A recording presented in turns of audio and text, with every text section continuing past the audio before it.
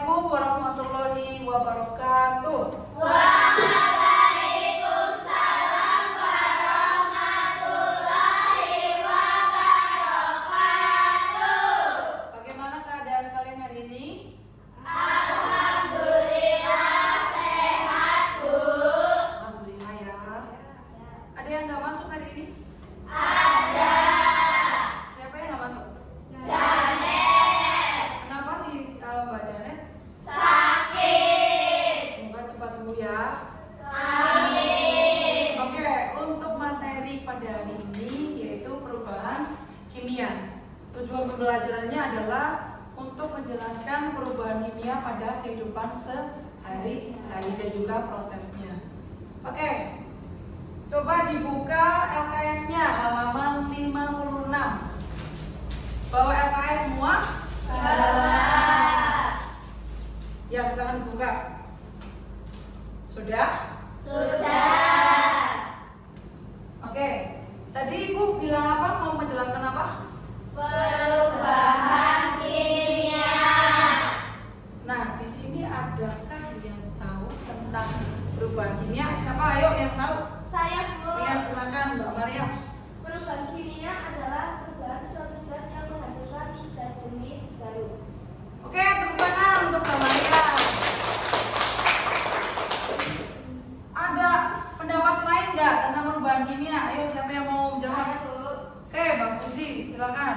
Perubahan kimia adalah perubahan yang bersifat kekal, Bu. Oke, tepuk tangan.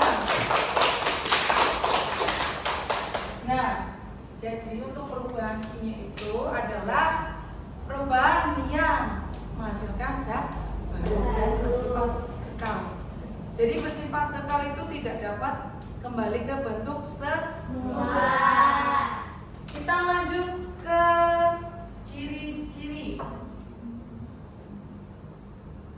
Nah, setelah pengertian perubahan kimia, kita ke ciri-ciri perubahan kimia.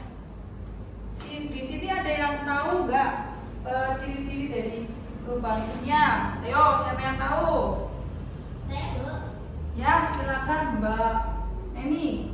Terbentuknya zat yang jenisnya baru, zat yang berubah tidak dapat kembali ke bentuk semula.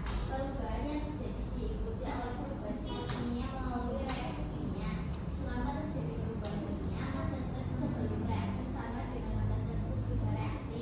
Oke, Bapak ya. Itu tadi beberapa ciri-ciri perubahan kimia yang sudah dijelaskan oleh Mbak Neni. Jadi untuk ciri-ciri perubahan kimia itu adanya zat baru atau terbentuk zat Baru. Oke, kita lanjut ke proses perubahan kimia. Setelah pengertian perubahan kimia, ada ciri-cirinya, kita ke proses perubahan kimia yang terjadi di kehidupan sehari-hari yang kalian sering temui. Coba ada yang bisa menyebutkan proses perubahan kimia pada kehidupan sehari-hari? Ayo siapa? Saya, Bu.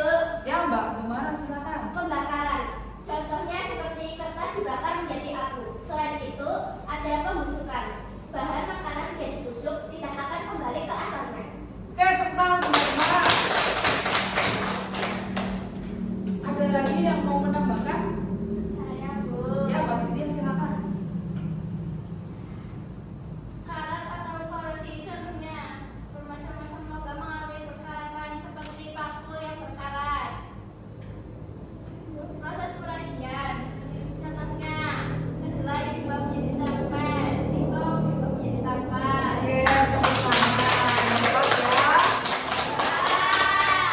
Selain yang disebutkan oleh Mbak Gemara dan Mbak Cynthia, ada juga yaitu proses kerusakan zat ya. Contohnya ketika kayu lapuk itu dia akan rusak atau dimakan rayap ya, terus juga besi dia akan berkarat, otomatis akan rusak. Selain yang disebutkan oleh Mbak Gemara dan Mbak Cynthia, ada juga yaitu proses kerusakan zat ya. Contohnya ketika kayu lapuk itu dia akan rusak atau dimakan rayap ya, terus juga besi dia akan berkarat, otomatis akan rusak. Jadi untuk pembelajaran hari ini dapat disimpulkan bahwa proses perubahan kimia itu akan membentuk zat baru dan dia bersifat kekal atau tidak dapat kembali ke bentuk semula. Oke, untuk pembelajaran pada hari ini cukup sekian. Terima kasih atas perhatiannya. Sekian. Assalamualaikum warahmatullahi wabarakatuh.